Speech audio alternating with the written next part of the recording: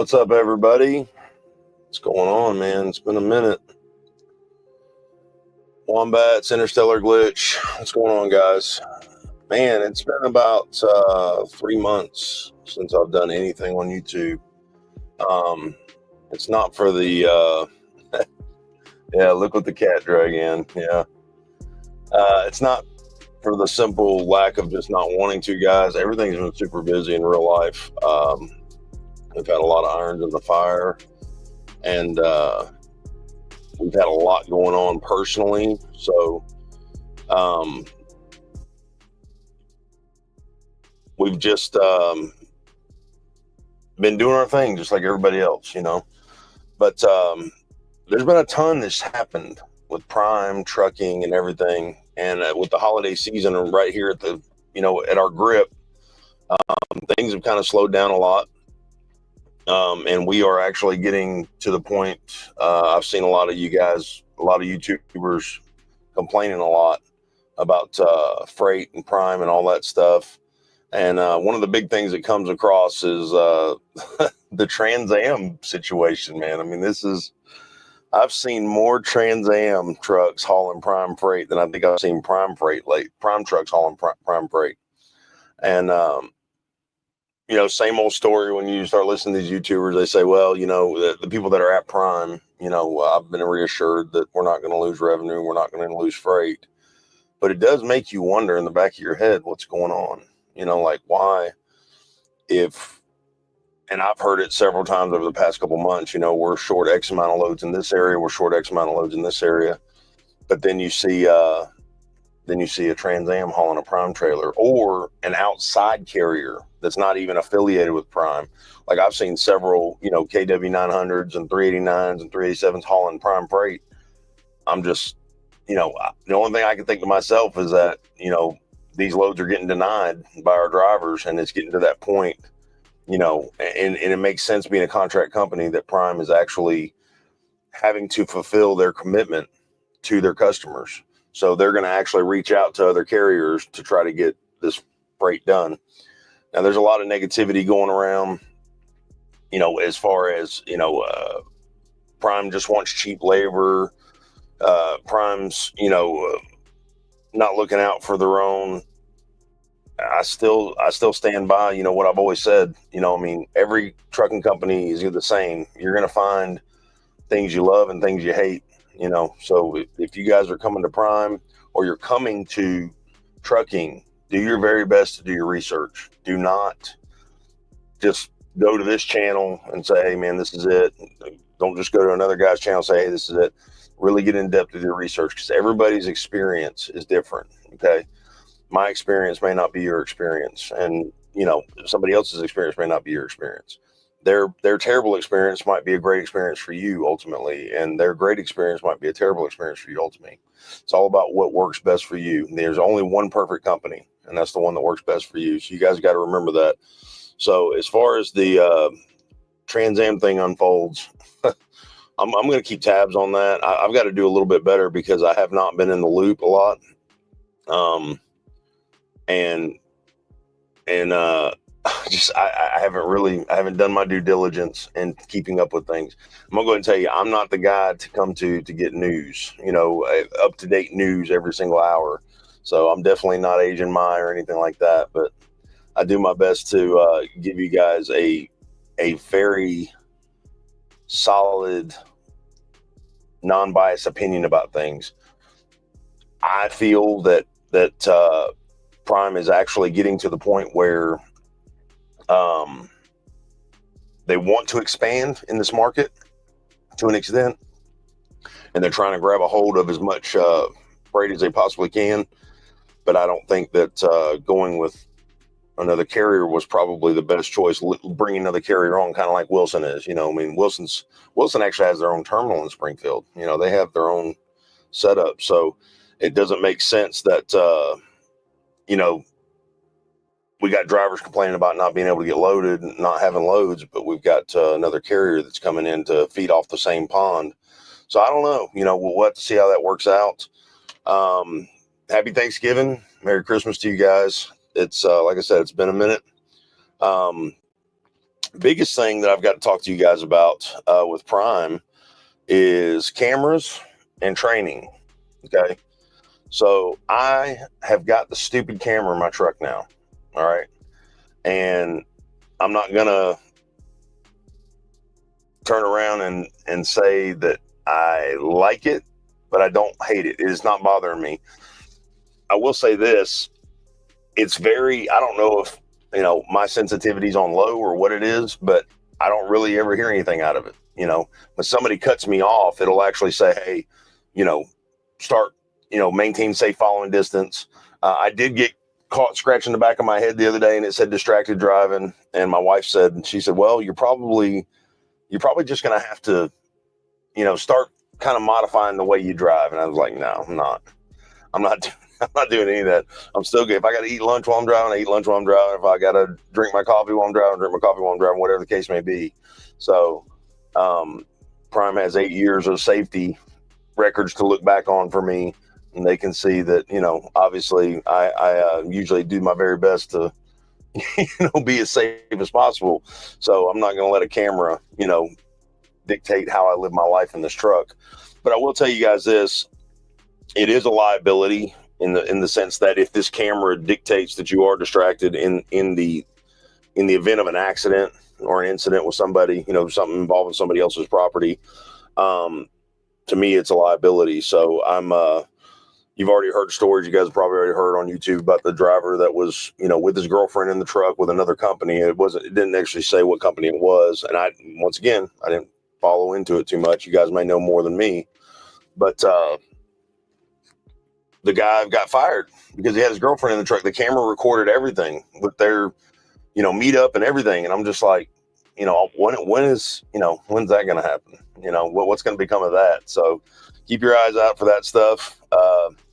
All I can tell you guys is that the way technology is advancing so fast, whether it's in trucking or any industry, the bottom line is that within 5 years, most common carriers, okay, are going to have these cameras, some kind of camera system, whether it's outward, inward, both, whatever the case may be. And as I said before, Prime's been really good to us. We've had a lot of opportunity here. And, I've said this plenty of times on the channel, I don't get any kickbacks for saying anything about Prime. I've never had anybody call me one time and say, hey man, that was a great video. We're going to go ahead and give you this $6 a mile load. It's never happened. So, but, God's blessed us with a good opportunity with Prime. We've been here through the ups and downs. And obviously, post-COVID has been some of the roughest freight that anybody's seen. It's been some of the roughest stuff that anybody's seen. But I can tell you this, if you're coming into trucking and you've got a stable career at home and you have a young family at home and you're making more than enough money to pay your bills right now at home, and you just want to come to trucking just to say, yeah, let's just see what it's like. Don't do it. And I'm saying that because one reason, we don't have a driver shortage. Okay. There is no driver shortage. I've said this several times. There was a comment up here that I'm trying to read you guys' comment little by little, but I'm not going to spend the whole video going through them all on camera. But somebody said something about all the immigrants and the foreigners who can't speak English in the straws broke the camel's back. That's been going on for years, Dick. Dick Dickerson said that at 902. But I want to tell you guys, you got to keep an open mind about this because you got to understand, yes, there's a lot of foreigners coming into the industry, okay? But you can't really blame them. You know what I'm saying? I mean, they're just trying to better their families and their life like you guys are, like all of us are.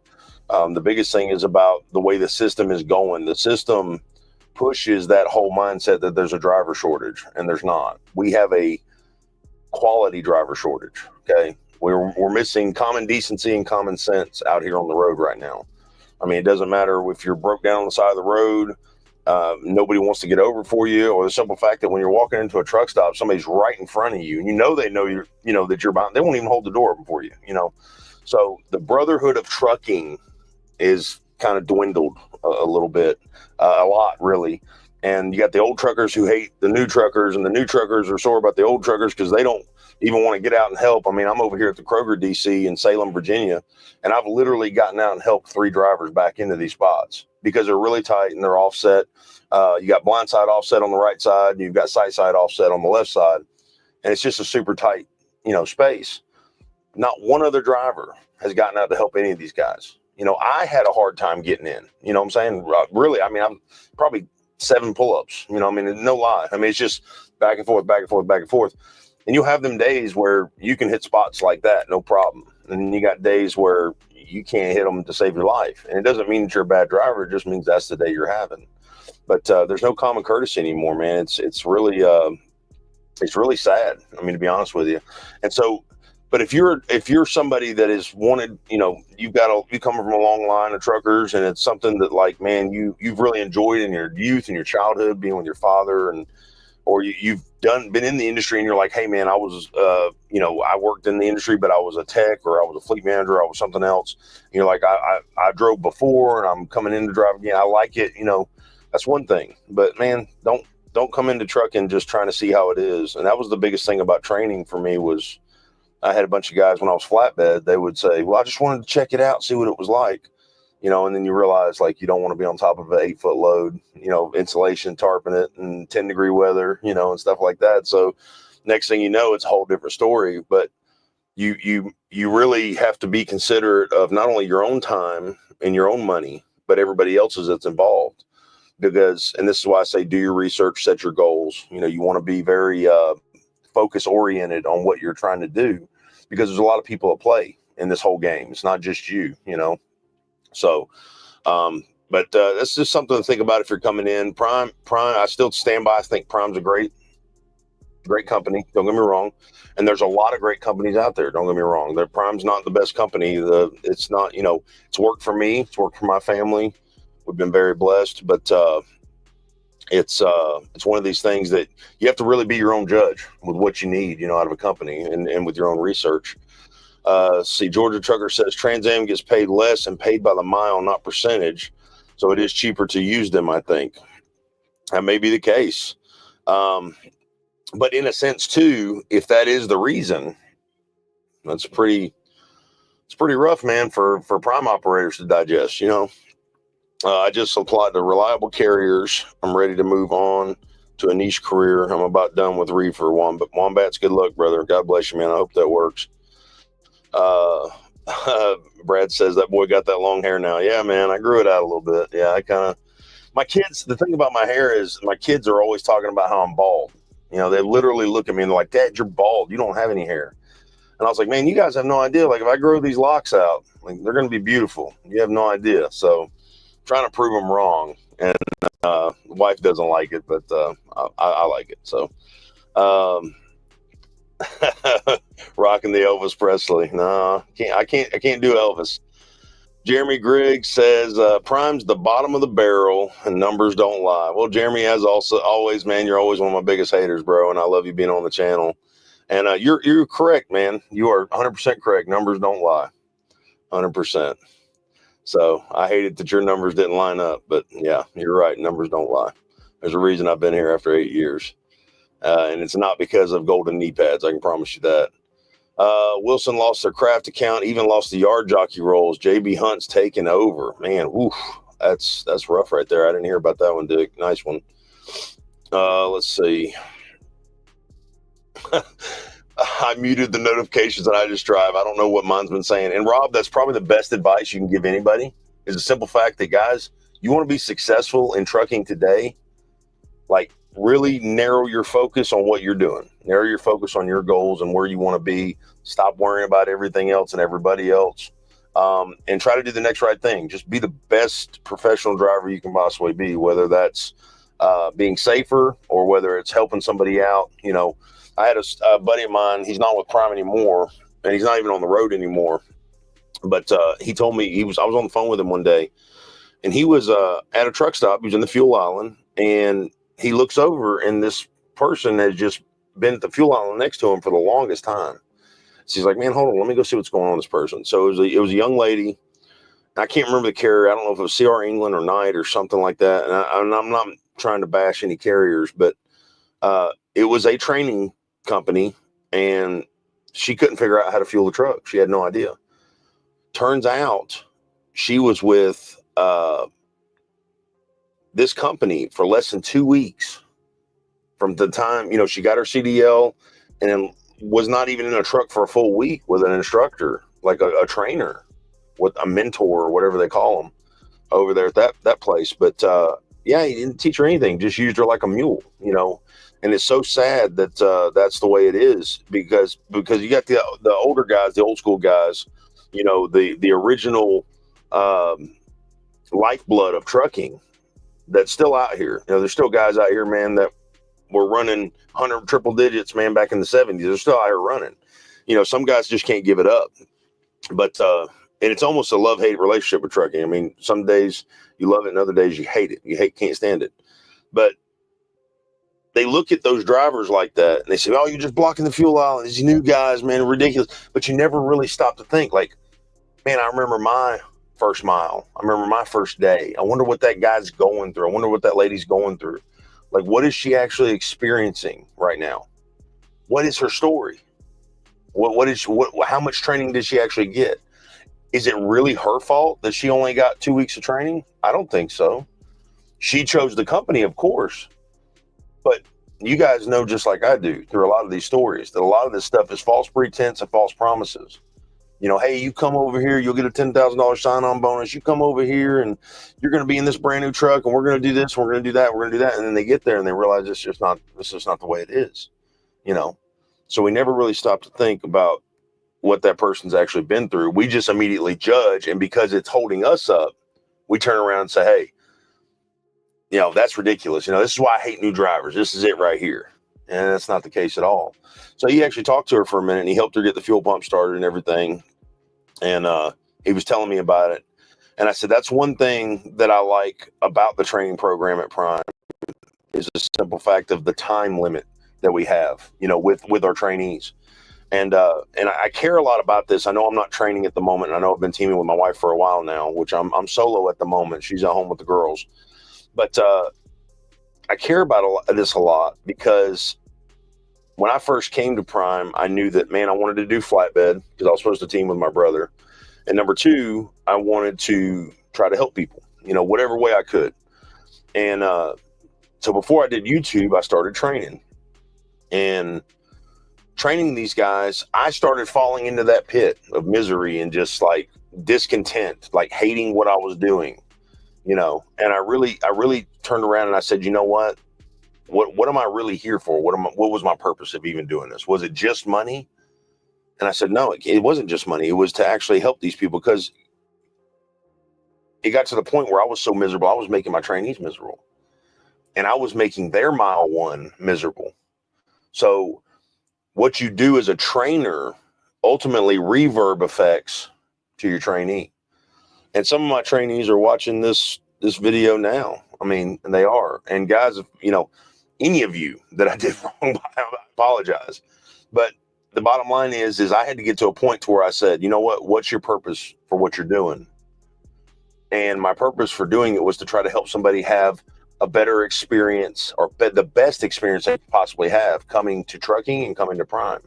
So when we talk about instantly judging someone based on just an outward appearance and what you're seeing at the moment, whether it's they can't back up, or whether it's they're stuck at a fuel island, or whether it's a foreigner, or whether it's whatever the case may be, you got to keep an open mind.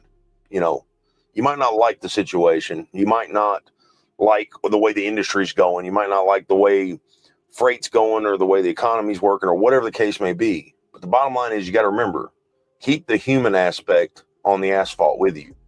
Don't ever lose sight of that, because too often, more times than not, like, we're so focused on me, money, money, we forget that human aspect. So that's something that I've been really fighting with lately, is trying to have a little grace and mercy with everybody, because we're all trying to do the same thing. I've said this before, we're all trying to survive and thrive. So it's not, you guys have to remember, when you're out there, you're not the only one on the road, and you can't pull all the freight. So whether the TransAm thing's a good thing for Prime or not, only time will tell. Is it a good thing for TransAm? Only time will tell.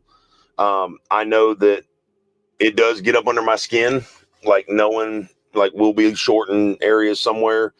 They'll say, hey, we're 110 loads short in the Ohio area today. And I'm just thinking to myself, well, we probably wouldn't be if we didn't have 10 other carriers pulling our freight, at one time. But then I think to myself, you know what?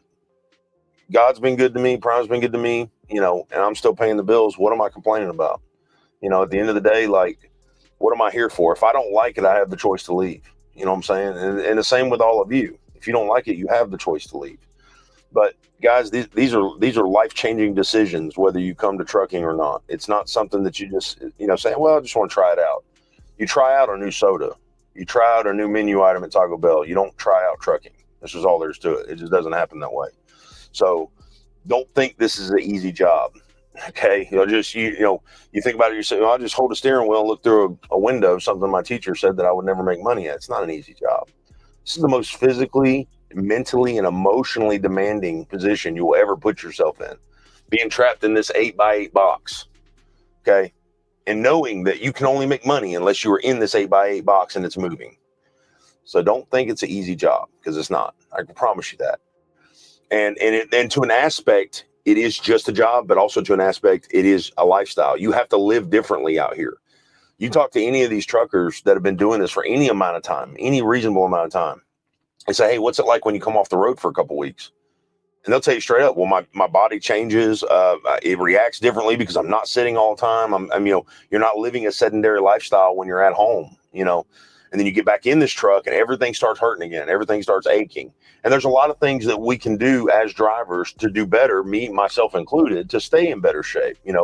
Eat whole foods, stop eating out, get out and walk more, do your very best to do what you can, drink more water, be more health conscious, because it doesn't last long. I promise you. You can be a $110 soaking wet, 6'1".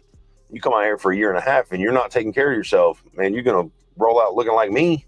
You know what I'm saying? You can roll out 300 something pounds, lose an inch, and end up looking like a weeble wobble. You know what I'm saying? I mean, it doesn't take long at all. And some of these guys, man, they've just lost it. I mean, some of these guys out here, man, they've just given up, and it's depressing being in this truck all day long. So another thing I want to tell you guys about trucking too, is you guys that are wanting to come in, is the simple fact that make sure your family's on board. I've got a guy right now I've been talking to for a long time. Him and his wife are really excited to come to Prime. Very good people. Okay. And if you guys are watching right now, John and Suzanne, I'm talking about you, but very good people, good-hearted people. They've got their heads on straight and they're both on board. Their family's on board. That's what you got to have. You got to have that support system. Because I'm telling you, man, I left for Prime 7 days after my youngest daughter was born. It's the hardest thing I ever did. Having my wife beg me not to leave. Like, she literally was like, babe, just don't go. We'll figure it out. And we had already set up for this. We had planned for this for months. And looking back, it was the best thing I ever did for my family financially and progressively wise to reach our goals that we had set and stuff. And I'm very grateful for it. Don't get me wrong.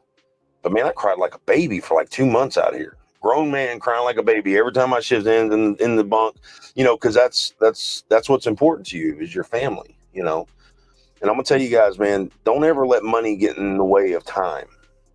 If you plan to go home, you got to make a choice. You keep chasing paper, or do you go home? The answer is simple. You go home. This asphalt, this money, this freight, it's all going to be here. Always. It's always going to be here. I promise you that. Whether we get taken over by AI and robots and they're driving our trucks and we're just sitting in the back making sandwiches, it's always going to be here. Okay. The transportation industry is not going anywhere.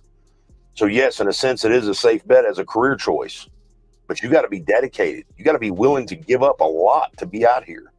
Okay. It's not something that you can come out for 3 or 4 days and then go home for 3 or 4 days. It doesn't work like that. You'll never make it. Okay. It's dedication. It's time invested. There's a reason that they say, well, I paid my dues in trucking. It's because they've been out here for years and years. These guys have been out here for years and years. They've been doing it for years and years. They've seen the ups. They've seen the downs. And the bottom line is, man, is it something you have to be committed to, your family has to be committed to, and you got to have support. You can't do it out here alone. Now, for you single kids that are out there, you guys are single, no kids, no wife, no fiance, you're living in grandma's basement, you're playing Xbox every day, and you're just like, man, I just want to go sit on my butt all day, make money while I'm sitting on my butt at my grandma's house. Go get a real job first, okay? Go get a job as a construction worker. Go get a job at McDonald's. I don't care what you do. And put your all into that before you come into trucking.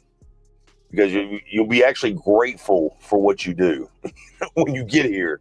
So, because you come out here, you're going to hate it, and then you're going to be like, well, and then you're going to go back to the real world, and you're really going to hate it. And so it's a whole different world.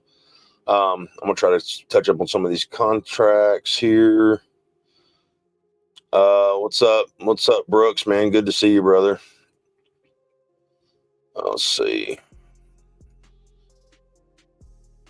If he says anything negative about Prime, Jeremy says if he says anything negative about Prime, they will call him. Okay, Prime, I hate the cameras, first of all. All right, can't stand it. The Geo tab is nice, but me having to enter in an annotation every single time is crap. I hate that too. Don't agree with TransAm hauling our freight. I don't agree with us subbing out our freight. I can't stand it. I can't stand any of that. So, Jeremy, if that's something that will make you happy, there you go. There's a lot I don't like about Prime, okay? But there's a lot I love at the same time. So, Biden just passed a bill that gives 70,000 illegals the right to work. A majority will be in trucking. Yeah, but you got to understand, man, when you start talking politics, it changes like we change our underwear every single day. Like they could pass a bill today, 2 months, it gets taken away. I mean, look how quickly everything that Trump did in his 4 years got wiped off the map the first day Biden was in office. And stop watching DC, bro. Quit worrying about that. You can't change it. Unless you go run for office, you're not going to be able to change it. I don't care what you do. You start putting your faith in God and quit worrying about DC, bro. I'm telling you. How many miles you got on your truck now? 412 says, also, have you and the wife been teaming lately or been running solo? So the miles on the truck right now, we're over 300,000 on Invictus. She's been really good. And up until Thanksgiving, we were teaming, and then I took almost a whole month off. So I just got back out on the road last week. So, you know, it is what it is. She's at home enjoying the babies, and that's all that matters. I would rather her be at home, man. I hate her being out here in this truck, bro. I love her being with me, but I know she does it for me and to help out, and I'm very grateful for that. But, man, I love her being at home. I can't stand her having to be out here in this truck because she's not – to me, I enjoy the challenge. I love it. But for her, it's like, you know, she wants to be with me and she wants to help with the income and the finances and stuff. And I appreciate that, but it's not a necessity. So we're trying to do some changes, man, to make it to where, you know, I'm going to be coming home more and, you know, she's going to be able to be home a lot more. So, but she's not going to end up losing her contract. She's going to jump on the truck once every 60 days just to renew everything. But yeah, we're over 300K on Invictus though. John says, not going to catch me on top of a load. Oh, man. I do miss it, though. I think it'd probably take me about 6-8 months to get back into it, though, man. I haven't thrown a tarp in 2 years. That part you said about helping people. That's what you got to do, man. 412 says, Freight showed me numbers in person. There is money at Prime, but being Prime is a starter company. A lot of starters fail because they don't have a business mindset. That is true. And they don't, despite as much Freight used to run a business before trucking, am I right? Yes, I used to run a salvage business for a independent owner out of Griffin, Georgia, but I ran the Thomaston location. So, but yeah, a lot of guys come to Prime, and there's a lot of resources here. It's a great lease program, a great ACE lease program, which is where you buy your truck. They have classes, training, documentation. I mean, there's a lot of perks to being here. The simple fact of the matter is as much knowledge as they can give you and as much training as they can give you, it's up to you with what you do with it. You know what I'm saying? Like, and this is why I said, reach out to other drivers and say, hey man, how are you doing this? How are you doing this? How are you managing, you know, your money? What's the reason for denying a load? Like, the worst thing that you could ever do to yourself is not ask questions. Like, because you're just shortchanging yourself. You're taking yourself and you're saying, well, I'm not going to bother anybody. I'm just going to push forward. And don't get me wrong. You're going to have several people that aren't willing to talk to you. They're not willing to deal with you. Or you got to remember this too. The only thing worse than a BS fishing story is a BS trucking story. So believe me, everybody that you talk to that runs for a different company than you is going to say they make, man, I make $10,000 a week and I do this and I do that and I do that. Well, if they're going to be boastful about it, tell them to put their numbers up. Okay. Show me on black and white where you're making that kind of money and what's your average. What's your 8-week average? What's your 10-week average? What's your 12-week average? And really get into that side of things first. Because I can tell you all day long, I made $4 million this year. But if you don't see it on paper, it doesn't matter. So remember that. So it's you got to keep an open mind, man. Everybody is not out here for your benefit. So I can promise you that. I blame all these companies for not training people right. Scotty B says, yeah, Scotty, you can say that. But also, too, you got to remember the trainer controls a lot of that. And so, and that was where I was getting with my experience in training guys was, you know, when I did a turnaround, started realizing, hey, I needed to start looking at it differently from a different angle. And I needed to start looking at it like, hey, what can I give? I'm already training this guy. Okay, what can he give me? And what he gave me was a chance to be a better trainer for him and the next guy and the next guy and the next guy. So I became, and I used to tell my guys all the time, I said, look, you know, you don't understand what you're doing for me. You know, not only as a driver or whatever, you know, your occupation is here on this truck, but you're making me a better trainer for the next guy. So the things that I need to adjust and fix with you, they'll be done for that guy. And then I can adjust and fix for the next. Because, guys, to be honest with you, if you're going to train, we're about to get into the training pay here in a second. You got to remember, everybody doesn't learn the same. And I used to think they did. I used to think, man, I already told you how to do this. I already showed you how to do this. You know, what's wrong with you? Like, well, you know, but you get to the point where you're like, okay, he's soaking it in differently. Something's going on. Maybe it's not him. Maybe it's me. Okay. So some trainees are visual learners. They can watch it and they can just do it. Some trainees are audio learners. They can hear it. They can hear you say it and they just do it. And some trainees are just do it learners. You got those very few. They can just jump in a truck and just you don't have to say nothing. They just do it, you know. And I'm not talking about experienced drivers. I'm talking about new guys that it just clicks with them, you know.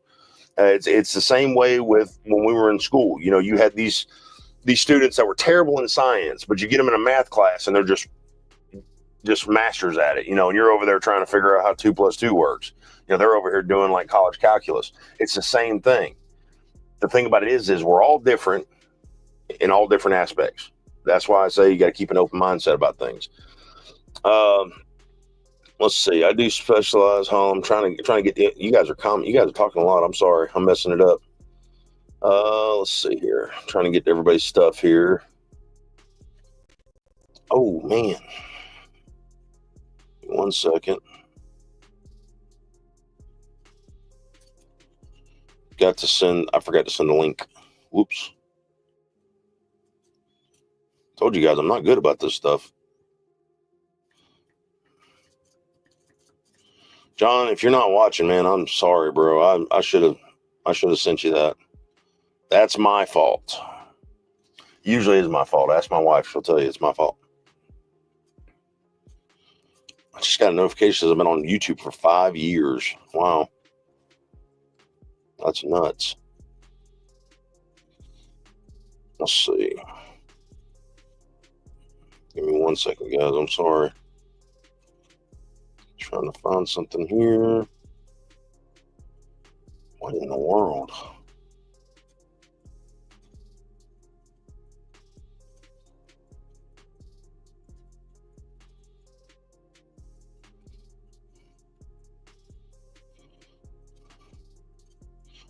Oh, never mind. Anyways, we'll do it later. But so regardless, you know, trucking is just so in depth. I mean, there's we could talk about this stuff all day long about the training and everything. But if you're going to go train, do it for the right reasons. Don't be, you know, the guy that's just doing it for money, because the last thing your trainee needs is to be a mule. You know, I mean, that's not, the money will come. It always does. But you got to be doing it for the right reasons. Take your training experience and say, hey, man, I want somebody else to have a better experience than me. That's why I want to train. I feel like I can give somebody something back to them that'll be valuable to them. You know, you want more people to be like you. You want more people to drive like you and truck like you. Well, then teach them. Start teaching them. You know what I'm saying? Stop criticizing them and actually do something about it. Same thing. We were talking about the politics and stuff like that. You want to change it, man, go run. You know what I'm saying? If you're not talking out of your rear end, man, you'll get votes. I promise you. Let's see. So this was the big thing. The new instructor pay is changing for 2025 for Prime Inc. And this was, this is kind of crazy, man. So if you guys are at Prime and you're wanting to train, okay, this is if it's your thing, you notify your fleet manager that you're interested in becoming an instructor. Fleet manager will verify you and see if you meet the qualifications to help you schedule you to come in for the CDL instructor class. So the qualifications to be an instructor, you got to be at least 2 years of professional driving experience. That could be anywhere. It doesn't mean just Prime. It could be anywhere. At least 60 days at Prime as an A-seat lead driver. Okay, so this is pretty cool. I'm happy that they did this because, and I know this has been, the qualification has been in place for a while. Don't get me wrong. But it's the first time that I've actually seen it on an entire list like this. Used to be, for a while there, like people with 6 months experience were able to train. They were able to TNT train guys, you know, basically like, you know, they have a clock and the other person has a clock. They weren't able to PSD, but they were able to actually, they were actually able to TNT guys. So the 2 years professional driving experience, I like that. So at least 60 days as an A-seat driver, no DOT reportable accidents, that was with Prime, A-seat driver with Prime, 60 days at Prime.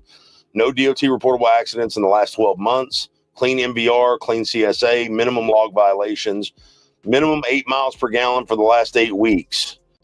Net fuel costs under 15 cents per mile. Now, when you say that, net fuel costs under 15 cents per mile, that's using with their fuel surcharge added in. So a lot of people get this misconstrued when everybody's talking about, well, my net fuel cost is negative 1 cent a mile. Well, that's because they're adding the money back in from the fuel surcharge they give you on each trip. So in your payroll settlement, you can look every single week per week. You can look on there and see what you got paid for fuel surcharge. So they take the fuel cost that you paid after the discount, add the fuel surcharge back in, divide it by your miles, and that gives you your net fuel cost per mile. So it's pretty close to that little formula. There's something else that they do, but you know, it's without actually breaking it down in front of me, I'm not going to be able to tell you exactly. But that's where that inflated number comes in. If you take the fuel surcharge away, okay, your net fuel cost, if you weren't even thinking about the fuel surcharge, you just treated fuel surcharge like total revenue, it's going to be a lot higher. So with them, it's 15 cents per mile or below that they want you to be at. So solid on-time service record. Duh. You can't teach somebody else to be on time if you're not going to be on time. Must have taken the Prime Safety Certified course and ACE 2 class if you're a lease operator, and obviously attend the CDL instructor class. The CDL instructor classes are taught weekly in Springfield, Pittston, and Salt Lake City terminals. Now, let's go over the seating for new drivers at Prime. So let's talk about the seat classes that they use. They're all alphabetized, you know, A to D. So A seat is 6 months recent OTR experience at another carrier with a CDL. So if you're coming into Prime and you've had 6 months recent OTR experience with another carrier with a CDL, that's considered an A seat. Okay. B1, 5 months recent OTR experience at another carrier with a CDL. B2, 4 months recent OTR experience with another carrier with a CDL. C seat, less than 4 months recent OTR experience at another carrier or CDL, or a recent CDL school graduate.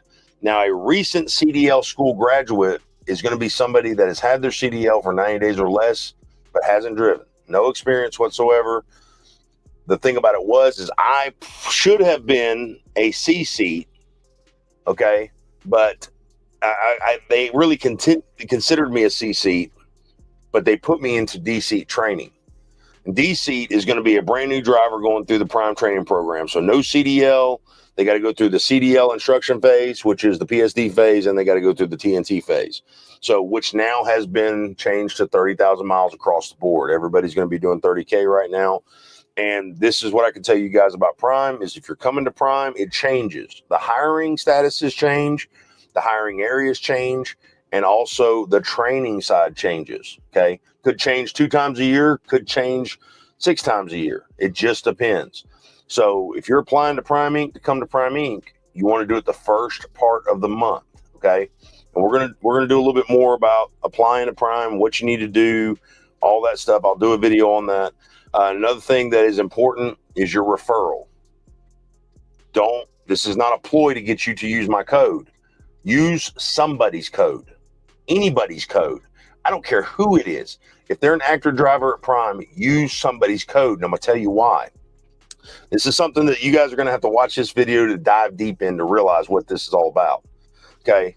I didn't know this. I had no clue. So my recruiter, and you guys can see it on every single video at the bottom, is Dustin Hensley. Me and Dustin have a really good relationship. He's a really great guy. He's been at Prime for a long time.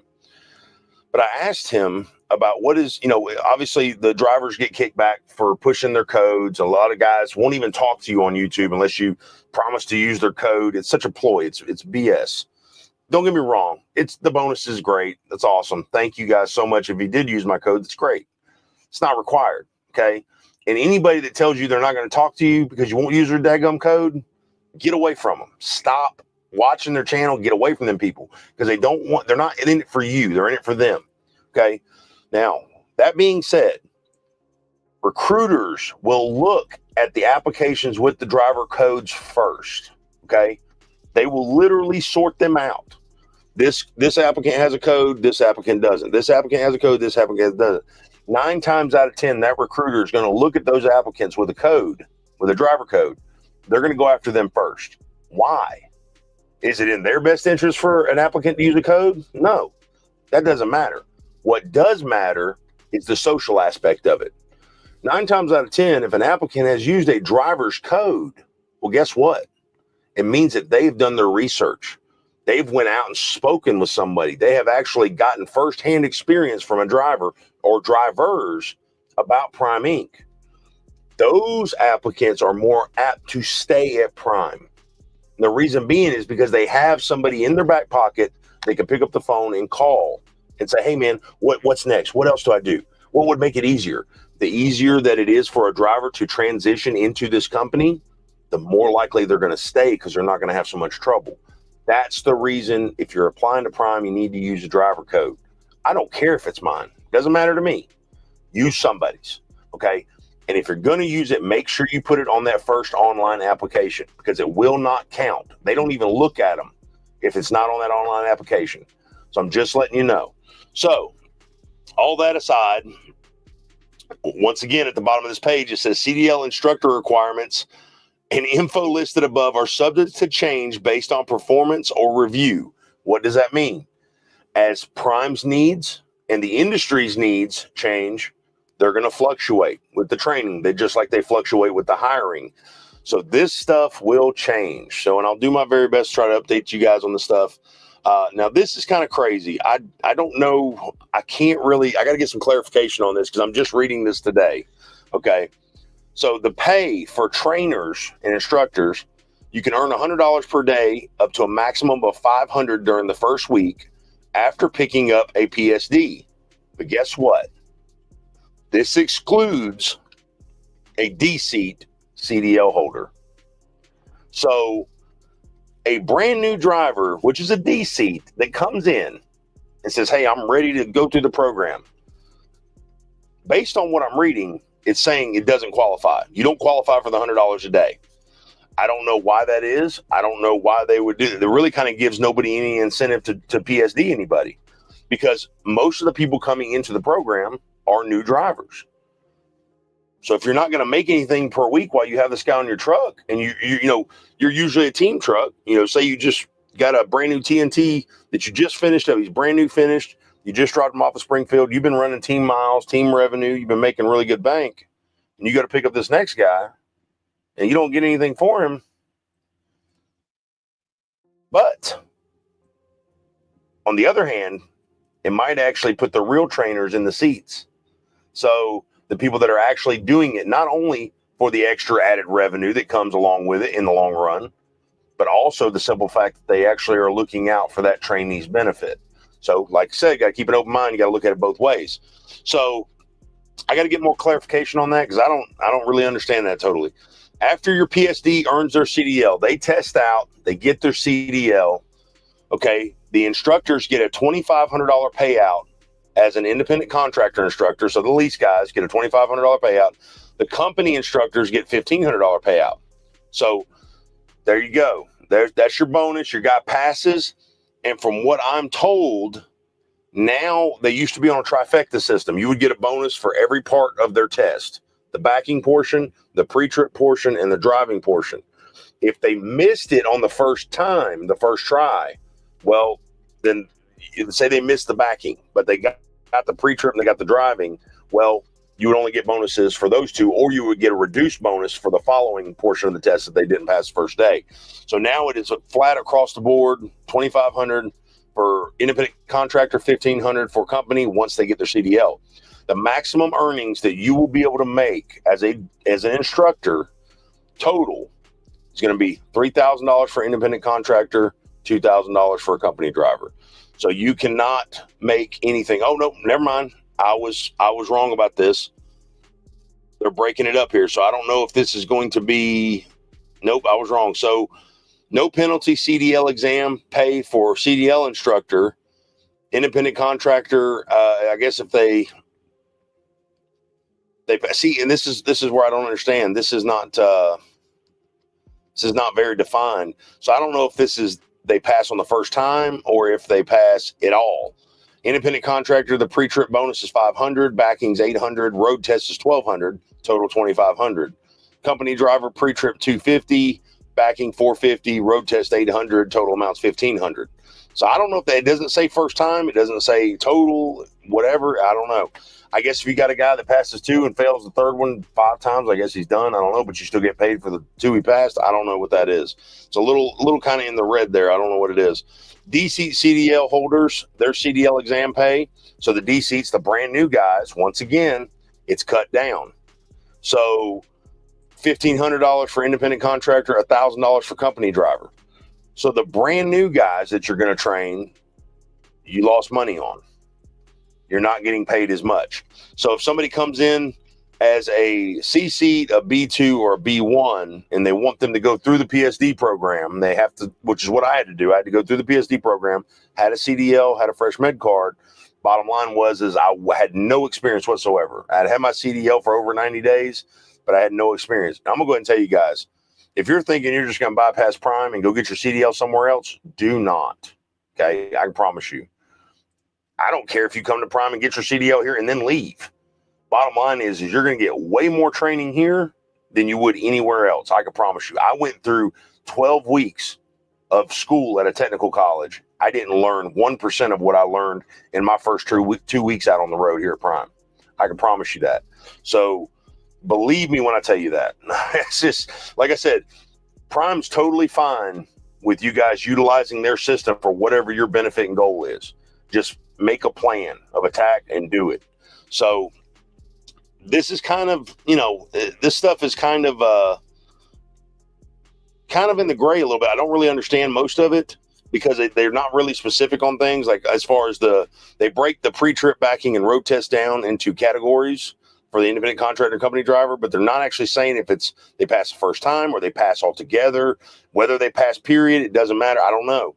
But I do know that the maximum, the D-seat completion for the CDL exam pay is $1,000 less for the independent contractor and $500 left for the company driver for a brand new driver versus training a C-seat or B2, which is going to pay you out $2,500 and $1,500 depending on if you're a lease contractor or a company driver. I don't know. I think that's kind of weird why they took that away, why they knocked it down so far, because obviously Prime's biggest customers, as far as driver goes, is going to be brand new guys. The problem with the experienced drivers is it's got to be somebody that has got a credible source to talk to be able to say, hey, man, this is what I'm doing over here. These are the real numbers. And for them to be able to have something to weigh back and forth. Most people are not going to look at things and be like, oh, well, he just said he was. So, yeah, I'm just going to leave my job of 10 years over here and I'm just going to jump to Prime. Most people won't do that. So they've got to actually have something that is pulling them that way to show them, hey, it's going to be worth me leaving this company for. New guys, obviously, they see the glitz and the glamour on YouTube. Oh, yeah, I'm just going to go to Prime. I'm going to go to Prime. I watched such and such on YouTube. I watched this person on YouTube. It's great. I'm just going to go to Prime. So new drivers are not hard to pull in because, let's be honest, it's easy for us as human beings to latch on to the first shiny thing they see. But I can tell you this, guys, once again, if you're watching this video right now, or you're watching this channel, watch tons of videos, do your research online, look at reviews, get firsthand accounts. You can tell when somebody's messing with you, right? I mean, come on, like, you know when somebody's blowing smoke. All right. So get firsthand accounts, do your research, make those phone calls, write stuff down, do whatever you got to do, but get your information straight. Don't just jump to the first thing that you see, because Prime might not offer what you're looking for in a career for trucking. It might be another company. You never know. So guys, be realistic about what you're doing. And just remember, you want to be a millionaire in trucking, start off with $1 billion and you'll do just fine. I can promise you that. As far as the cameras go, we've got, they sent out something on the 12th this month. Says, we're in full court press with camera installs. I want to take this opportunity to ask two things from all of you. Sign into your driver eye app, which I haven't done yet. I got to do that. So you can view any alerts that you may receive. Watch the video alerts you receive. When you receive an alert, we ask the next time you're parked in a safe location, please pull up the driver eye app and watch the video and understand why the alert was triggered. If you do not fully understand why the alert is generated, you can reach out to your fleet manager of safety. If you don't feel a video is valid, you can do a driver dispute and a member of the safety team will review the alert. If the alert is deemed false, it will be deleted. And also, too, they sent out, I don't even think I have it anymore. They sent out a note. Here it is. They sent out something before, right around the start of November, end of October. They were doing a real big push. And you guys watched Friday morning safety meetings. You probably saw it. They're doing a huge push to get these cameras in before January 1st. From what I understand, if you do not have your camera and your geotab installed in your truck here at Prime Inc., they will not dispatch you. So that's what my fleet manager told me. I asked him, was there a way, we could kind of slide through until, because I've got my 1,000,000-mile dinner coming up in January. I wanted to try to slide through until then, get it all done then. He said, no, absolutely not. We can't do that. You got to have that camera put in or they're not going to dispatch you at all. So that's what the news is with the cameras. Like I said, guys, I hate the camera. I hate the idea of it. I'm all about the outward facing. If they want an outward facing, that's fine. I hate the inward facing camera, but to be honest with you, it hasn't really messed with me much. I haven't had too much troubles with it. It talks to me and I tell it to shut up. And I'm hoping that whoever sees that video sees my frustration with the camera and they know that I want it to shut up and stop talking to me. So it tells me it's distracted driving, but what it's doing is distracting my driving is basically what it's doing. So anyways, that being said, geotab hasn't been bad. It's very verification oriented. It wants you to verify these logs constantly. Like it'll get to a point too. If you go too long without verifying it, like maybe over 24 hours, it locks the tab up. It will not let you change your duty status, nothing. You have to actually go in and verify your logs, change, edit, whatever you got to do before you can continue using the log service on the geotab. So I do like, it's a lot smoother. It's a lot more responsive. This tablet is so bright though. I mean, it's sitting over here to my right And at night, it literally just lights my face up. Like, I mean, I've done turn the brightness down and everything. And I can't stand that. I can't actually turn it off. I haven't figured out where, the actual sleep button is. I know it's on here. It's got to have one, but I haven't really looked into it too much. But it's been functional. It hasn't hindered me in any way. It seems like it's pretty smooth. I don't have a problem with that. And I will say this, I want you to annotate every single log change that you do. And when you annotate it, the good thing about this is that it will actually save your annotation. So like I stop for coffee. All right. I'll stop at Love's to get coffee. And when I stop, I was actually on the phone with a buddy of mine today and I said, I'm going to put coffee in. And he's like, you put coffee in? And I'm like, yeah, put coffee in the thing. And he's like, okay, whatever you say. But I mean, it's true. I'm stopping for coffee. So I'm off duty. I'm going to get coffee. That's all there is to it. So, but it saves it. So next time you stop for coffee, guess what? You just start typing C in the annotation block. Boom, coffee pops up. You just tap it and hit save. So you're done. So the more you work with it, it's just like anything, the more you're going to get used to it. You're going to be able to integrate with it a little bit better. So once again, we got to keep an open mind about these things because it's not all going to be the same. We get so used to doing the same thing over and over. It sucks. And just like with the cameras, I hate the cameras. Can't stand it.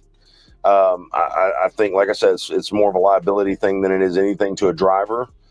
Because let's be honest, trucking is the only industry that is actively targeted for liabilities. You're never going to see riding down the road. You're never going to see a billboard that says, did you choke on a hamburger at Wendy's? Well, call us. We'll sue them and get you millions. No, but you will ride down the road and you'll see in a big rig wreck, give us a call. We'll get you paid. It's an industry-wide thing. We are literally a target every single day. So all it's going to take is one wrong thing for this camera to say something during an incident. God forbid it happens. An incident happens. And next thing you know, the driver is without any kind of protection at fault, 100%. So I hope that doesn't come to that. I'm dreading that. I'm dreading somebody's life being in jeopardy, their career being in jeopardy over something that is man-made and it's obviously not perfect. But I can see where it does keep people on their toes. It keeps them on their toes to make sure that they're driving correctly and everything. But the bottom line is I don't feel like it's fair for the guys that are paying for their trucks. You shouldn't have it. You shouldn't have to have it. It should be a choice, But once again, if you're running under somebody else's DOT and their insurance, you got to kind of roll with the punches. And it's Rob Lowe's company, man. Him and his family's built it from the ground up. If he wants the cameras in there, I mean, we have a choice to leave. That's all there is to it. In which a lot of you have chosen. A lot of people have chosen to leave Prime over this. And I thought about it for a long and hard before I started doing any videos on the camera. And I told myself, I said, look, with the success we've had here, with the opportunities we've had here, I think it would be kind of foolish of me to let something this small deter me from my path in this career. So that's why I chose to stay. And, it's something, once again, just like the Geotab, got to get used to it. It's not going to change anytime soon. So it's something we've got to get into the habit of actually actively using.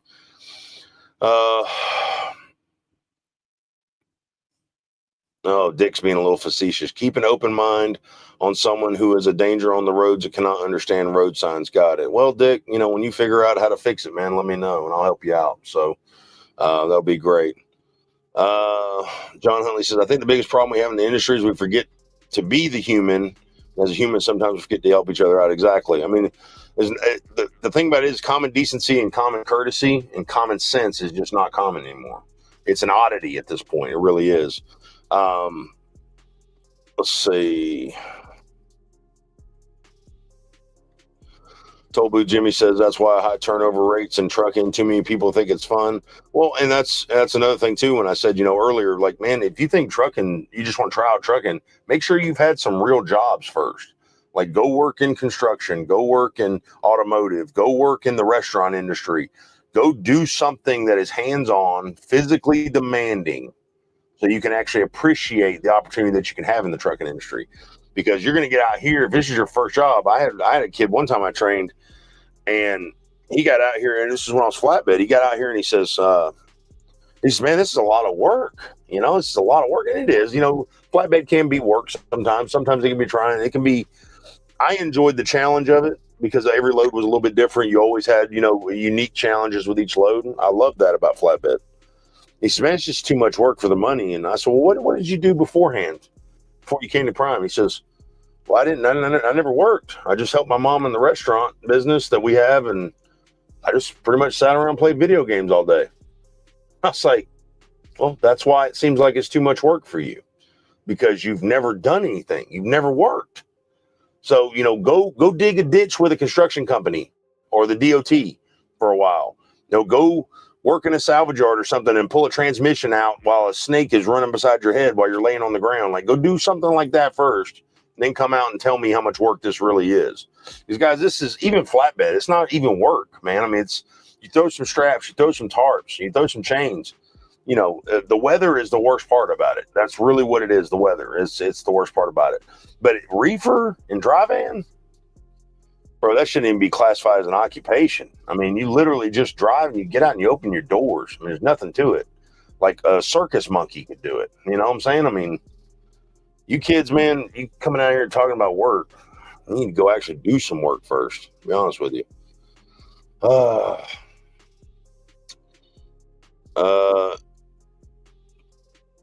Let's see. Trying to go down. I missed a lot of you guys' comments, so I'm trying to actually go down through here and see if there's anything I need to address for you guys. Scotty says, I cried like a baby last week when a state trooper handed me a $1,000 ticket. Oh, speaking of $1,000 tickets, well, I'm sorry about that, Scotty, man. That sucks, bro. But I will tell you guys, you need to be online if you're not already dealing with your CPAs about the BOI, okay? That needs to be filled out for your LLC. If you have an LLC, your independent contractor, whatever the case may be, make sure you're checking into your BOI. I'm going to get into that a little bit more depth in another video because I've actually got to fill out mine as well.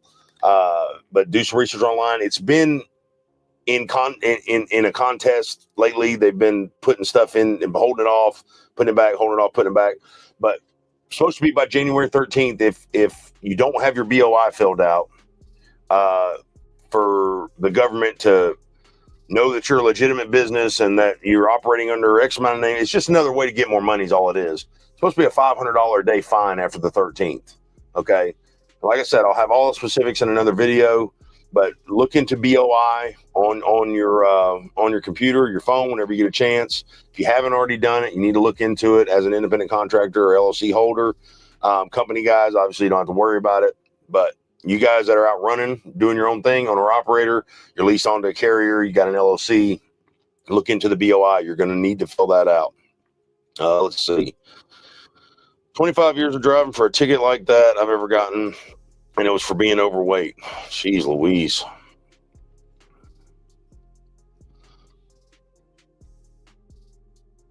Oh, man. Just trying to make sure, guys. We're not going to do a 3-hour live tonight. I'm just trying to make sure I'm not missing anything from you guys. I don't want you guys thinking I forgot you. I think every trainer needs to think and realize they're training somebody that's going to be share the road with you and your family. You want them to be the best. Exactly, 412. That's exactly what I'm talking about right there, bro. That's it. That's the mindset right there I'm talking about. Because the greatest compliment I will ever get from my fleet manager, anybody at Prime, another customer that's dealing with my trainees, is for them to call me and say, hey, I don't know what you taught this guy, but he's running circles around you. That's what you want to hear. You want them to be better than you. That's the only thing there is. That's the ultimate compliment right there. Let's see. But a lot don't think like that, and they just see the money. Exactly, Toll Booth. That's 100%. That's the problem. Stop looking for the money. The money's going to come. Don't train anybody. Don't even go into for the CDL class, the instructor class, if you're not willing to help somebody. If you're not there to help them, if that's not your first motive, don't do it. I think everybody should try it once to see if you have 1 ounce of like, hey man, I think I could make a difference in somebody's life. Do it. Train one guy. But if you literally hate it after that one and you're like, man, never again, I'll never share my bunk. I'm never going to share my refrigerator. I'm not doing nothing. I'm tired of having to worry about somebody else's wants and needs. Don't do it. But if for 1 second you think, I'm just going to do it just to make some extra money, that's all I care about, it's just the money, please save yourself, save Prime or whatever company you're at, and save those possible trainees a lot of time and grief. Just don't train. Literally, don't do it. I got to say, I was blessed to be trained by who I was. I always wanted to be a trainer, but yeah, I'm past that stage now. Exactly. And there will be guys, man, been out here long enough. They're like, there's no way, man, I can't go back. Me, on the other hand, I'm one of these people that have either teamed or trained so long, I don't know how to act in this truck by myself. I really don't. Like and you would think that being solo for the last week and a half, 2 weeks or whatever, coming back out from the house, I would have already made 10 videos. But dude, I'm going to tell you, man, when you get done doing your paperwork, I get done getting on OTR and actually, doing my numbers and stuff like that, I may fix something to eat, I may not, and I just go to bed. And it's like, man, as soon as I wake up, bro, it's like 10, 11, 12 hours gone. And I'm like, man, what am I doing? It's almost depressing. Like, I told my wife, I'm thinking about, going back to training to an extent. Just to have a purpose, just to have something to do, man, to help somebody, because I'm just out here by myself. The first couple of days is nice. You get to stretch out, you get to enjoy the solitude of being by yourself. But then after that, for me, man, it's like, this sucks. What am I doing? So anyways, it's one of those things with me. Toby Ghost Hunt says, with training, I always went the military route. I break you down, build you back up. I never focus on the money. It will come when you can run to my standards. Exactly, Toby. I mean, you got everybody has their different methods, and that's the one thing that I always told my guys was like, hey, we're going to run this truck the way I run this truck. And the reason I'm doing that is because I'm building you a foundation to play off of. You can truck however you want. There's a million ways to be a trucker. Okay. There's a million ways to truck. As long as you're doing it safe, you're not doing it the wrong way. Okay. But you got to do it the smart way, safe and smart. That's all there is to it. So if we do things a certain way on this truck, okay, I'm building that foundation for you. You could say, well, Will doesn't like to do this with his logs. He doesn't like to edit. He likes to do his logs precisely at every single time. He likes to change it. I like to edit. So guess what? You might not edit your logs on my truck, but just to know how to do it, I might teach you how to be precise with your logs. But if you want to edit your logs later when you get your own truck, that's fine. As long as you're being safe and legal, it doesn't matter how you truck. There's plenty of ways. Preference is going to go as far as you want it to be. Some guys, I've PSD guys that just want to drive with one hand, like two fingers on the wheel. I'm like, no, dude, put both your hands on the steering wheel. You're brand new. You don't have a CDL. You don't know what you're doing. Like, I just really like driving one hand. I don't care what you like.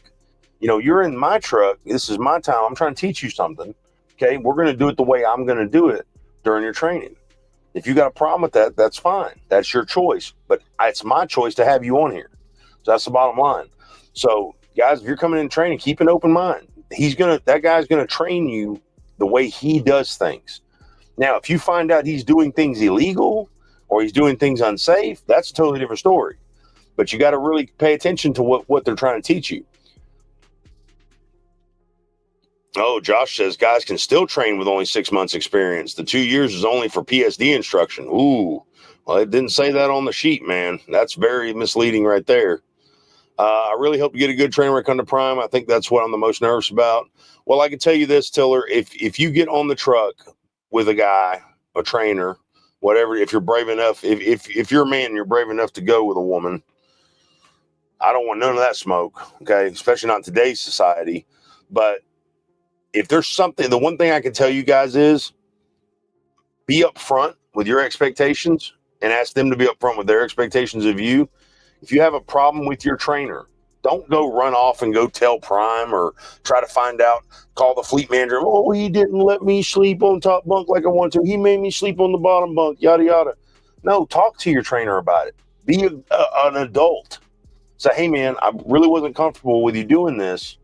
Like, what can we do about that, man? Like, is there something that I did that made you do that? Or like, is there something I can do to make you not do that? Or did you do it based on something I did? What is the issue? Guys, be adults. I can't tell you, and I literally just got this out of my mouth today or yesterday. I was having a conversation with somebody. Like, it's like a bunch of children out here. Most of you guys in these trucks, you're acting like preschoolers, man. Like, you guys literally, if somebody's in the fuel island too long, or they're waiting on somebody to pull up so they can feel the reverb, you're on the horn, like just laying on the horn. Not, how about just get out and say, hey man, is everything okay? You need any help? No, you're just gonna lay on the horn like just some mindless cretin. I don't understand. Like what is going on with you guys? Or you get mad. You get so mad at everything. Like, stop. Don't be a tattletale. Don't be a baby. Be an adult. Say, hey, I didn't really care for this. What can we do to fix it? What can I do? What can you do? What can you do? Be upfront with them. And same thing as a trainer. Do the same thing. Like, hey, if you're training, you don't like something your guy's doing, be upfront with them. Sometimes it's not what you say, it's how you say it. Okay? That's exactly the mindset you need to have. You can't go yelling and screaming at everybody. Nobody's going to respond to that. This is all there is to it. And they don't have to. The trainer doesn't have to, and the trainee doesn't have to. It's a negative work environment. It's toxic. You can't do that. So make sure that you are treating each other the way you want to be treated. If you don't like something, bring it to their attention. Don't go be a tattletale, okay, and be a crybaby. All right? Be a man, okay? Be a woman. Be an adult. Speak up. And you don't have to, one of you doesn't have to be the alpha. Just be an adult, man. You guys are all trying to get to the same thing. You're trying to get to the same end game. Let's see.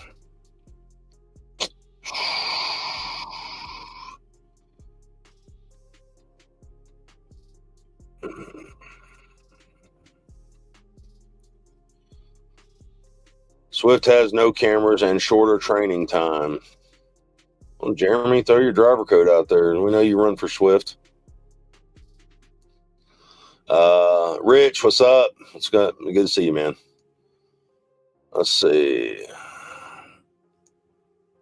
Tobu says, read some of the comments, bro. You should call me, man, and read them to me.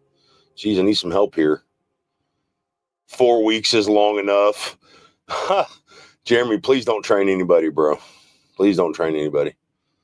Let's see.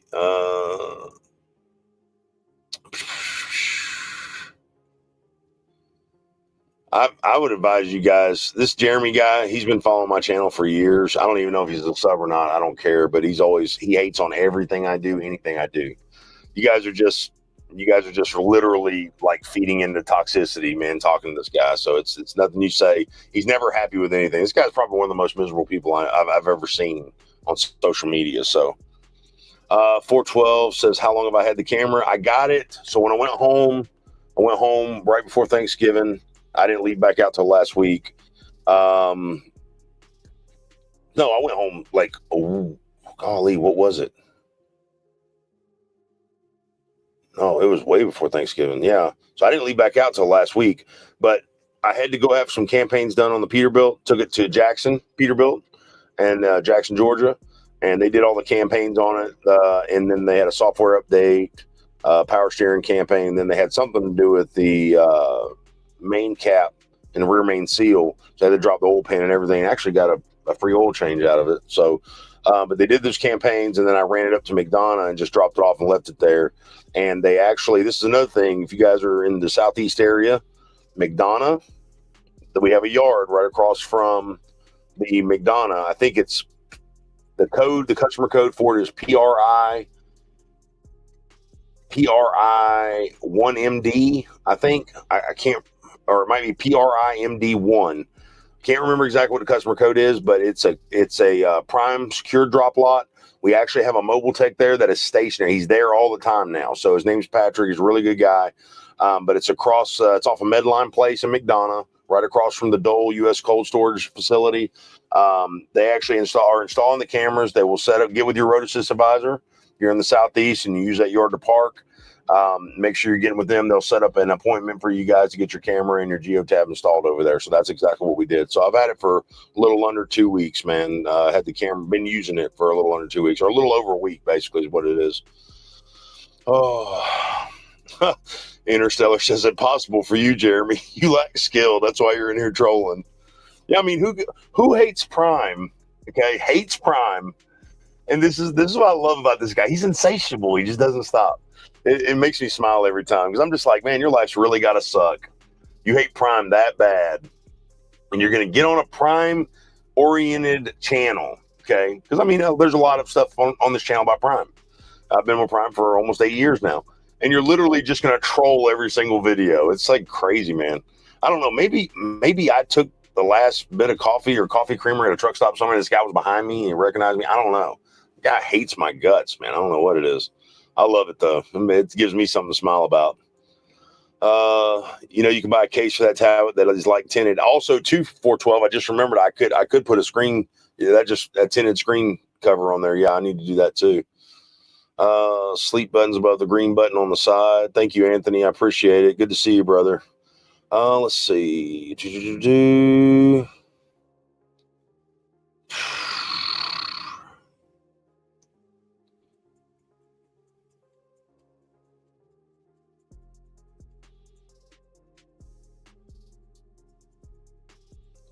Toby says 2,500 drivers have quit over the cameras. Toll Booth said that 3 months ago we were over 10,000 drivers. Now we're down to 9,700. I mean, it makes sense, man.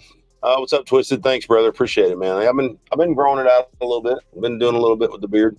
But yeah, there's been a lot of people that quit over these cameras, and guys, that's fine. That's your choice. But you got to understand, like, if you let something that small run you out of a company, like, you got to start really looking at like what you're even in the industry for. You know what I'm saying? And you got people that are going to say all the time, like, well, if you ain't doing nothing wrong, shouldn't be worried. And that's true, but you also got people that'll say, man, it's just, this is legally an extension of our home. And I feel like my privacy is being invaded. You know what I'm saying? And then you got people like me that are really worried about the liability factor of it. God forbid that thing says I was distracted or I was doing something wrong at the time of an incident, even though, say, a drunk driver T-boned me when I was taking a left turn at a light that was green. I mean, the bottom line is the trucking industry as a whole is a target. Okay. And 9 times out of 10, I would say 99% out of 100, it always falls on the driver. Always. Everything. Whether it's time, whether it's money, whether it's liability, whether it's fault claims, anything, it's always the driver's fault. I mean, it's just the way it is. So, guys, there's a reason that they have that CYA term, cover your assets. You want to be covering your assets.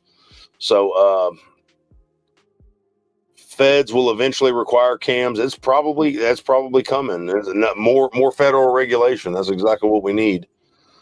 Cams are coming everywhere, just like the ELDs. So, Interstellar, and it's just funny too that you brought this up. I was sitting. Once again, I talk a lot. I really want to try to do a podcast because every single phone conversation about trucking stuff is really good information. A lot of that stuff you can't really capture if you're just on the phone, but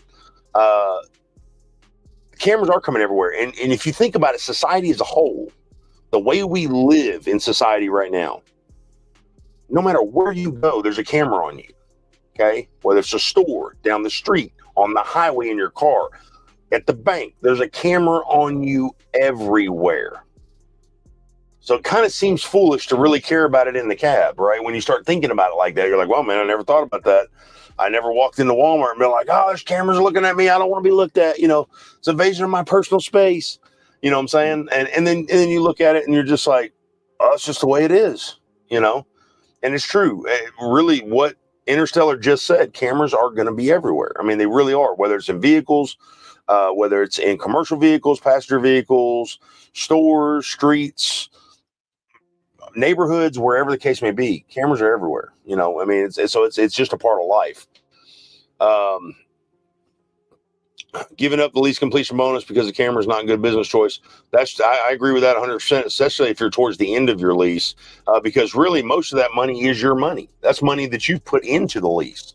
So you want to get that back, guys. You don't want to lose that. So make sure that you really, before you make a decision, okay, before you decide, hey, man, I'm done with Prime over this stupid camera. I don't like the geotab, whatever the case may be. Really, guys, make a pros and cons list. Like, what's it going to be like? What am I losing when I leave Prime? What am I gaining by staying at Prime? Really, especially if you're a lease contractor, okay? Your company, you pretty much get a camera wherever you go now. I mean, it sucks, but it's almost true. But lease guys, I understand we have a lot of pride. We got some ego going on. I pay for this truck. You know, I feel do what I want. Success won't even let me take my security code off my truck. I can't, you know, I hate it because, you know, I hate it when the thing dies and the key's already in the on position, like, you know, the idle shut off to cut the truck off, and I got to crank it back up. I can't stand it. And I have to enter that stupid code in every single time. And so I called Success about it after we first got the truck, and I realized how much I hated that code, and they wouldn't let me turn it off. They said, well, after it's paid off, you know, it's your truck. You know, if it gets lost, it's a total loss to you, not us. You know, we'll release it and let the code be optional, so I can switch it on and off. But guys, when you're running under somebody's, the bottom line is when you're running under somebody's DOT, you're running under somebody's insurance, you're at their mercy as far as their rulings, their decisions, things like that. If you want full control, go out and get your DOT, go out and get your MC, and go out and pay your money for your insurance and figure it out. Once again, do your research and figure it out. Would I do that even after 8 years in trucking? Heck no. Especially not the way that the FMCSA is trying to mandate carriers, DOTs, and MCs now, regulate them, which is a good thing because it's getting a lot of these fake ones out. A lot of these double brokerings are going to stop, stuff like that, we're hoping. But, you know, more on that later, more specifics on that later. But the government has its hands in everything, okay? Well, if you're running with a company like Prime, yes, you're paying 28% to them by running under their DOT and everything, but you get a lot for that 28%. And the thing about it is all the liability financially is not completely on you at that point. So, yeah, you're giving up some of your revenue, but you're also giving up a lot of that headache too. So you got to remember that. Pros and cons, man. Pros and cons. Guys, thank you, Crispy. I love that, Crispy Leg. Thank you, Crispy Leg, for the super chat. You guys, please do not super chat. Please don't. I do appreciate 100%, but YouTube takes that money. I literally will probably, out of that $20, I will literally see probably $3 of it. If you guys want to help the channel out, watch the videos all the way through and share them to people. That's all I ask you guys to do. That's it. So, but I do appreciate it, Crispy. You guys, please do not super chat. It is not even worth it. You guys are paying YouTube's bills. You ain't helping me. So, and once again, I don't do this for the money. So but the information, get the information out there, guys, share it with people. That's all I ask you guys to do. And just like and watch all the videos. 412 says, I don't know a lot about Prime. I used to troll them guys, but it changed. A lot of them are pretty cool. Yeah, 412, you know, we got some cool guys over here, man. We got some crappy ones too, but we got some, and you guys know who you are. I see you out there. But I haven't had an inward camera for 4 years. Only had them at Rail, which is a starter company. Longer than 4 years, to be honest. Mohammed, what's up, man? Good to see you. Man, yeah, I kind of just been doing my thing, bro. Been a lot of stuff going on at home, and it's been it's been crazy. Yeah, 412 was a big hater, man, for a while. Yeah, I actually got to meet up with him. 412 is a pretty good guy, man. He was actually my top hater, and I hate to tell you, 412, but Jeremy's took over that spot, man. You lost it, bro. So you're like you're one of my good soldiers now, man. Jeremy's my bad soldier, bro. He's bad. But where am I at? I'm in Salem, Virginia, at the Kroger DC. I'm by myself, first of all. Okay, so Mama's not here. All right, she's at home with the babes. I can basically boondock anywhere. Like, you know, basically when I say boondock, I can literally just stage up anywhere. If I got fuel, I got something to drink, I got food, which I have all that stuff on the truck, I'm good. You know, I don't, you know, there's a porta potty here. I don't mind using. I know Mama doesn't like using the porta potties and stuff like that, but I'll do whatever I got to do. But my appointment to drop this load is not till 5 p.m. tomorrow. All right. I have nothing to do, man. So I just drove over here, checked in. They're like, hey, we're going to call you if we get a door for you. Other than that, check in at 1 tomorrow afternoon. So that's where I'm at, man. I'm over here just waiting to get unloaded. I'm like, please let me get unloaded. And super early. But one thing I can tell you guys, be proactive. If you guys want to maximize your profitability, be proactive. And some of you are going to say, there's no way I'm going to go sit in a parking lot outside of Kroger and wait for 24 hours. 36 hours. That's fine. You guys don't have to. You can run your business however you want. But if there's a chance they can get me unloaded early, I'm taking it, baby, every time. So I'm not out here on vacation. I'm not out here to go see anybody or see anything. Bro, I'm out here to make money. And the best way I can make money is to stay proactive and be ready for anything. That's the best way I can make money. So that's what I do. James says, Freight, what's going on? Long hair. Not used to seeing you with hair. Yeah, you and my kids, man. Same thing. Yeah, they say the same thing, bro. They don't know what it's. They're like, Dad, you got hair. Am I coming through Manuka anytime soon? I was just over there the other day. I actually shot right above Manuka on I think it's 294, and I went up to Minneapolis and dropped a load up there. But yeah, I was just there, man. I could have actually swung through there on that load, but I didn't. Shannon, what's up, sweetheart? Love you. I know Mama misses you too. So yes, it has been a long time no see. Fralin says, if anyone's quitting over cameras, just means more mile for me when I get there. Yeah, I'm going to tell you guys, like, if you're going to quit, that's totally your choice. I need the freight. So do whatever you got to do. But no, seriously. Yeah, it's, let me go ahead and star this. I'll show this for you guys. Thank you, Crispy, again. But yeah, once again, guys, yeah, Apple and YouTube take 30% each. It's crazy. It is, man. It's not even worth it, bro. I mean, and I appreciate, don't get me wrong, Crispy, I appreciate the gesture, but dude, it's so crazy, man. It really is.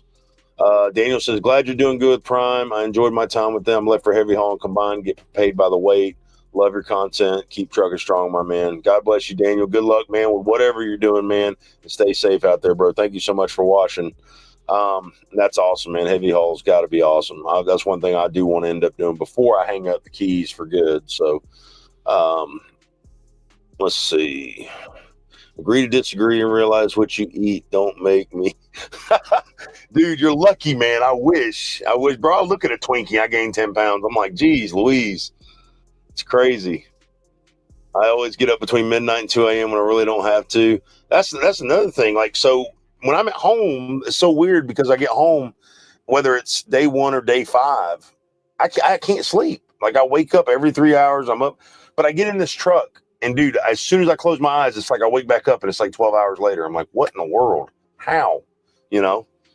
It's nuts. So you're saying there's a chance? Yes, Pegleg. I'm saying there's a chance. I might get unloaded, man. Hey, God's good. If there's a will, there's a way, and I'm here all day, baby. So I just take my chances with it. But it would be different, like if I was the adrenaline running down the highway in the left lane with stable police escorts in front and back, rush like the other. Yeah. Every time I see an oversized guy, man, I'll do my best to get out of their way or get over when I can, because man, they got a lot on there. There's so much liability with those drivers, man, with those oversized loads, man. You guys, there's a lot of respect to be had for those flatbedders and everything. So, flatbed, we wait 2 hours, we're losing it. Yeah, the waiting game for flatbed is not. I remember being that way too, man. You get unloaded, you're used to like 30 minutes in and out, man. You're done. Like, they tell you that you got to sit there and wait. Like, oh man, it sucks. But the thing I can tell you about flatbed and reefer, the big difference is the people. Okay, not just the drivers, but the people that actually you deal with. Because, and goes back to another thing with, as professional drivers, being having common decency and common respect for other people. You can walk into a flatbed job site. You roll up to a flatbed job site, your appointment's at 9 a.m. You roll up at 6 a.m. You walk in there and the foreman's there for the job, and you say, hey, man, I got you a metal building here ready to unload. Yeah, man, you just park over there, get your straps and tarps off, man. You want a cup of coffee? They're really nice people. Reefer, I don't care how nice you are to most of these people. You go into a shipping or receiving office, hey, how you doing this morning? Paperwork, go wait in your truck. And the reason is because they're so used to dealing with attitudes all day long, they feel like they have to have an attitude. So they feel like the only way that they can survive with the attitudes is to have an attitude towards everybody. So a couple bad eggs ruin it for the whole basket. You know what I'm saying? I mean, that's usually what we end up dealing with, those reefer drivers. So, It kind of sucks, man. I miss the people on flatbed. They were really, really good, man. Going down the highway for over 14 feet wide, the rooftop unit, a cold storage facility. It's like having a brick wall behind you. You can't see anything. I know it, man. It's crazy.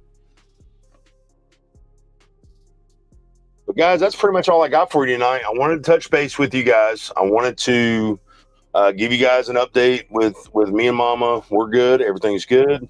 Life's good. We're out here putting rubber to asphalt every day. Or I am anyway. She's at home with the babies, and I'm really happy for that. I'm glad she is. But I will tell you this, guys. There's going to be a lot of changes coming in trucking. There's going to be a lot of things moving at Prime. I'm going to do my very best to keep you guys updated the best I can. And sometime in the near future, there might be another person in the cab. So that's all I'm saying. We're going to see how that works out, and we're going to go from there. So that's all I got for you guys. Stay safe. God bless. You guys do your best to just do the next right thing. That's all I can tell you. And if you're coming to Prime, make sure that you do your research. Make sure that it's what you want. Make sure it's going to fit your needs. And make sure you got your family backing you 100%. So if you're single, no wife, no kids, no nothing, obviously it's all on you. You could come out here and this is, just you're basically getting paid to run around and go camping, basically, and just drop off stuff. But if you got a family, man, you got a lot more to consider than just yourself. So you got to really make sure that your family's on board. Make sure that what you're going to do is going to be worth missing time with your wife, missing time with your children. It's going to benefit you in the long run, short term, long haul, everything. So you got to make sure that you're doing the right thing for you and your family. So, but guys, if you guys don't have any more questions or comments, if I don't see anything pop up in the next few seconds, we're going to go ahead and call it, man, because I really appreciate every single one of you for tuning in. And as I said before, if you guys want to support the channel, just like, sub, and share it. Get the information out there so maybe it'll help somebody else. And I hope somebody got some value out of this video tonight. So that's what it's all about. God bless you guys. Thank you once again, all 35 of you that are still hanging in there. I really appreciate it. You guys are awesome. Be safe, brother. God bless, man.